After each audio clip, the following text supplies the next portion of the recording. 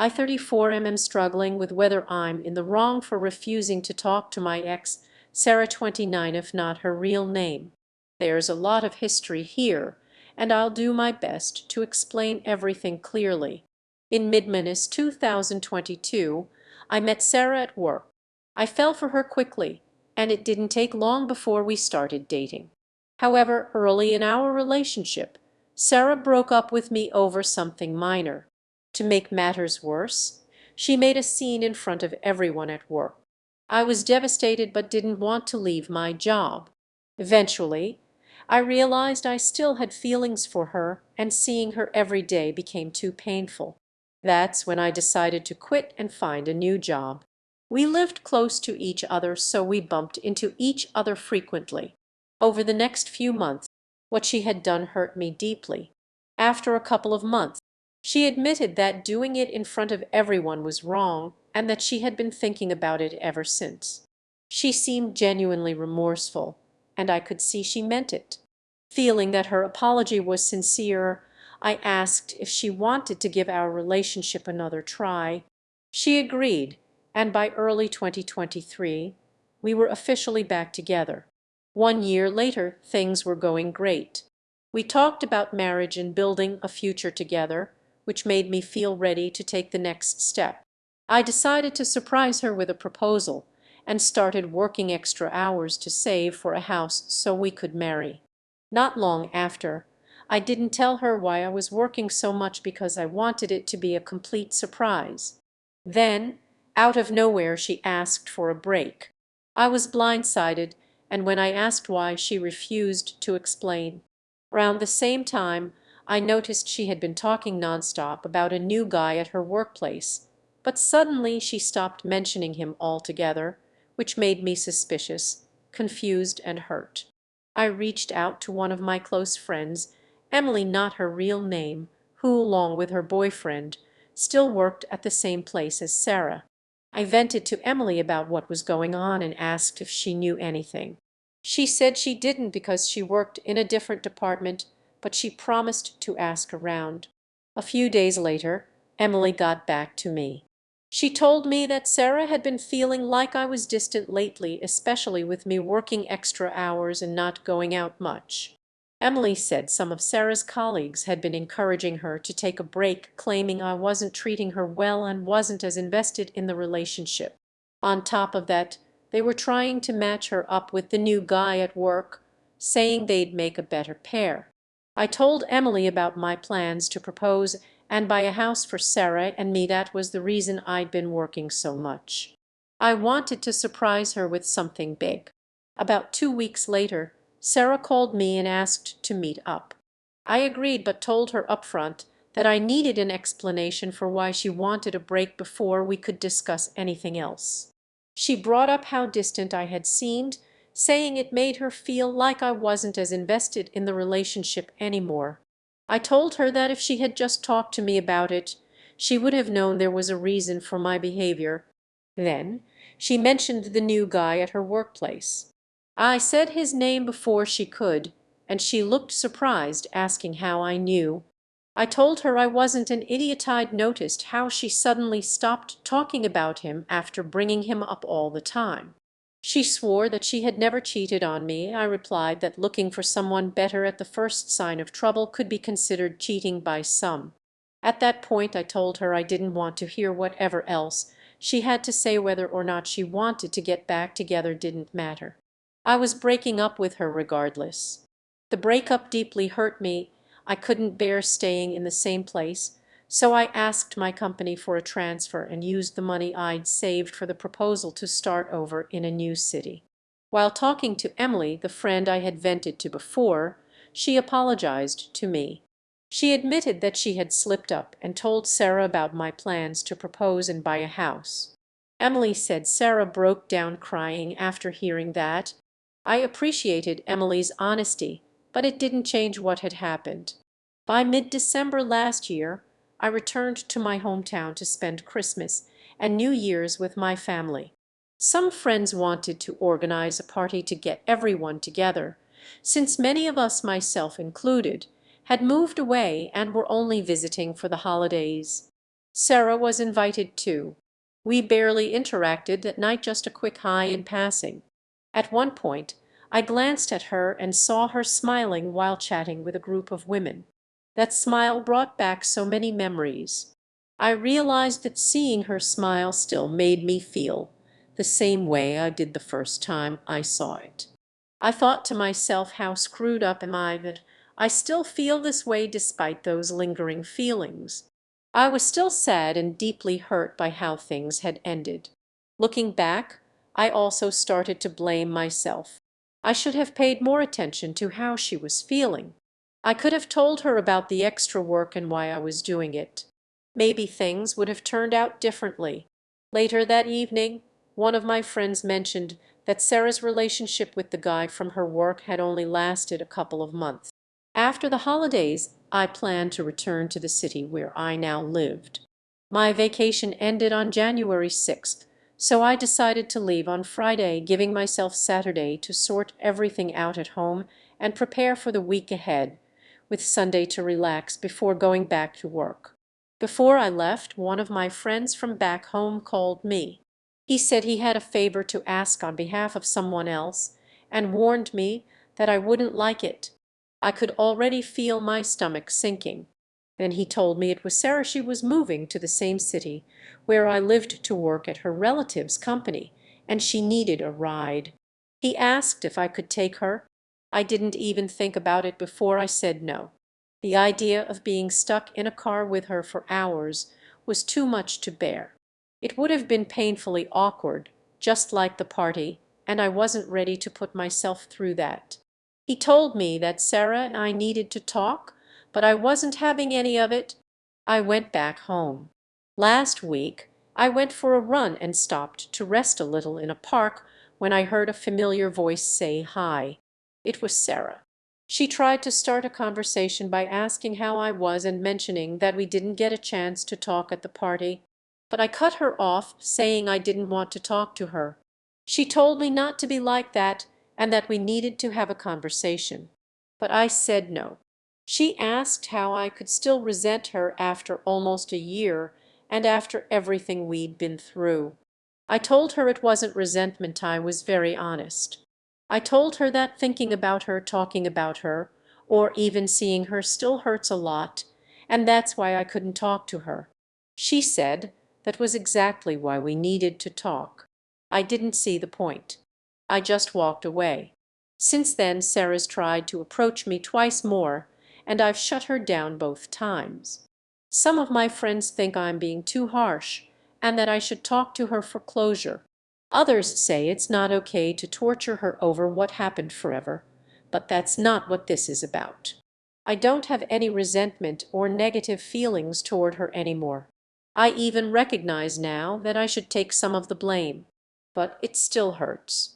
I can't talk to her because it's like reopening an old wound that never fully healed. Update: a couple of weeks have passed since that last encounter with Sarah.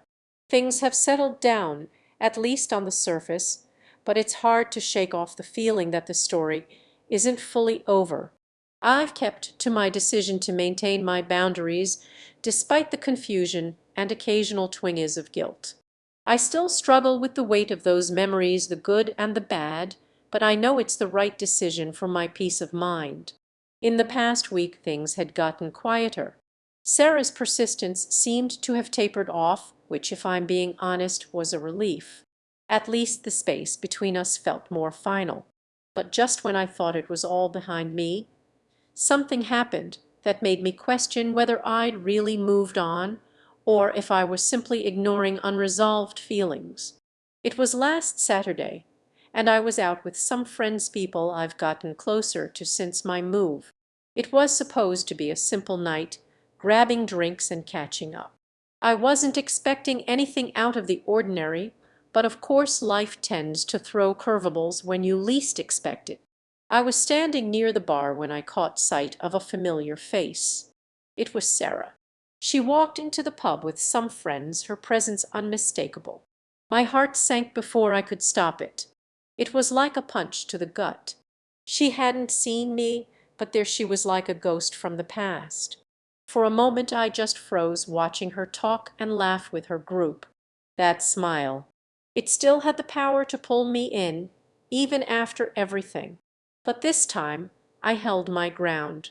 I wasn't the guy who would follow her around any more, desperate for closure or reconciliation. I had learned that much in the past year. I glanced away, trying to ignore the knot in my stomach, but I couldn't. I turned back, hoping she wouldn't see me, but of course she did. She looked straight at me, and the recognition was instant. For a split second I saw that same glimmer in her eyes. The regret, the question. It made my chest tighten. But before I could process my feelings, she was walking toward me. She didn't even hesitate. "Hey," she said softly, as if testing the waters. I took a deep breath. I didn't want to get caught in some emotional back and forth. I didn't have time for that anymore. "Hey," I replied, trying to keep it cool. "How are you?" "I'm okay," she answered, a little too quickly. She didn't say anything else at first, but the silence between us felt heavy. I could see she was unsure, like she was waiting for me to say something, anything to open the door for conversation. I didn't take the bait. She continued, "I've been thinking about you a lot lately. I know I've messed up, and I'm sorry for everything. I don't expect you to forgive me, but I just wanted to say it one more time. I know I hurt you, and I regret it so much." I nodded, taking in her words, trying not to let the past flood back in all at once. Part of me wanted to respond, to tell her that I didn't need her apology anymore, that I was past it. But the truth is it wasn't that simple. The wounds weren't fully healed. "I appreciate that," I said, finally keeping my tone neutral. "But Sarah, I can't keep doing this. I've told you how I feel, and I'm not going to change my mind about us." She looked down as if she expected it. "I understand," she said quietly. "I just wanted to tell you one last time." I didn't know what else to say. I wasn't angry at her anymore. I wasn't even resentful. It was just done. After a moment she turned to leave. "I hope you find happiness, you know," she said, not looking back. "I really do." And with that she was gone, walking away into the crowd. I stood there for a few seconds, letting her words sink in. It was strange. I wasn't hurt by her presence anymore. The ache that had once consumed me was dull now, barely there. Still, a part of me felt like something was missing. Maybe not something I wanted back, but something that had once meant something to me. It wasn't sadness, but more of a quiet resignation.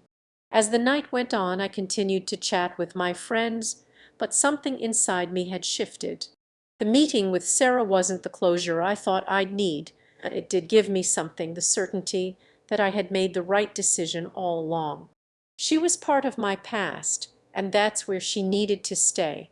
Later that night, I received a message. It was from Emily. "I saw Sarah tonight," she wrote. "She's been trying so hard to reach out to you, but I think she's finally realized it's over. I think she's letting go." I didn't respond immediately. I just sat with her words for a while. It felt like a sign that maybe I was on the right path too. In the following days things have been quieter. No more unexpected encounters. No more late night calls or messages. I think we've both reached that place where we accept that it's over. For real this time. I've been focusing more on myself. I've been hitting the gym more, getting back into my hobbies, and spending time with the people who matter. Therapy is still something I'm considering, but for now I'm taking things day by day. I've also started dating again, though I'm in no rush to get serious. I'm enjoying getting to know new people without rushing into anything, letting things happen organically. As for my friends, the ones who've stuck around through all of this, I've found that I've grown a lot closer to them. I'm grateful for the support, especially when some of them didn't pressure me to talk to Sarah or get involved in the drama. They understood that healing was a personal journey, and they gave me the space I needed. Looking ahead, I feel like I'm finally ready to start over, not because I'm looking for a new relationship to fill the void, but because I've started to realize that the best relationship I can have right now is the one I build with myself. I don't know what the future holds, but I do know that the past doesn't define me anymore. I've learned from it, but it's time to let it. And as for Sarah, well, I hope she figures out what she needs to. But I'm not holding my breath anymore. The door is closed. Months have passed since that fateful night at the pub. The silence between Sarah and me had stretched into something more peaceful than I could have ever expected. We'd both moved on each in our own way, and, while there were still occasional thoughts of her, they were no longer tied to the painful memories of what we once had. Life, as it always does, kept moving forward. I found myself settling into a rhythm that felt right. The feeling of uncertainty that once lingered over every decision, every choice, had faded. Instead, I embraced the freedom that came with knowing who I was and what I truly wanted. It wasn't about rushing into new relationships or chasing after something I had lost. It was about building a future that felt solid, one decision at a time. I had built deeper connections with my friends, those who were there for me when I was at my lowest, those who saw me for who I was, not just the version of me who had been caught in a toxic cycle of uncertainty and regret. With them, I felt like I could truly be myself. They reminded me that there was more to life than the dramas of the past, that it was okay to be human, to make mistakes, and to learn from them. I had also grown comfortable in my own skin, discovering new things about myself along the way. I took up hobbies I'd put aside for too long, things that brought me joy and peace. I started painting again, something I hadn't done since I was a kid. My walls were now filled with colorful abstract, each brushstroke marking a moment of self-discovery. As for dating, it had been slow, and that was okay. There was no rush. I went on a few dates here and there, but nothing that felt worth pursuing seriously. I realized that for now, I was exactly where I needed to be, focused on me. One afternoon I bumped into Sarah again. It was completely unexpected. I was walking down the street when I saw her at a cafe sipping coffee alone. She looked up, her eyes meeting mine for a brief moment before she looked away, as if unsure whether to say anything. But then she stood up and walked over to me. "I didn't expect to see you," she said, smiling softly. "I've been meaning to reach out, but I wasn't sure if you'd want to hear from me." I took a deep breath. "I've been doing well," I said simply. "How about you?" She nodded, her expression thoughtful. "I'm good," she replied. "I've been doing a lot of thinking." I smiled, the weight of her apology no longer pressing on my chest. It felt sincere, but it also felt like something that had run its course. "It's okay," I said. "I've forgiven you a long time ago." There was a brief, comfortable silence between us. I didn't feel anger, bitterness, or sadness, just a quiet understanding. "I'm glad you're doing well," she said, her voice steady. I nodded. "And I'm glad you are too." With that, we exchanged a simple hug, nothing dramatic, just two people who had once meant a lot to each other, now standing on different paths, content with where life had taken them. We said our goodbyes, and I watched her walk away, feeling an odd sense of peace. She was a chapter I'd closed a long time ago, and now, with her moving forward too, I felt ready to turn the page completely. The rest of the day passed without much thought about the past. I went home, cooked dinner, and spent the evening doing the things that made me happy. There was no sense of longing or regret. Life felt full in its own quiet way. And so I closed the book on that chapter for good. The story with Sarah, whatever it had been, had ended. But I had learned something vital. The future was something I could shape, and it wasn't tied to anyone else. I had grown stronger, learned more about myself, and found contentment in the present. There were still moments of uncertainty, of course. There always would be. But I no longer feared them. I knew now that I was capable of handling whatever life threw my way. I had the strength to keep moving forward without looking back. And that was enough.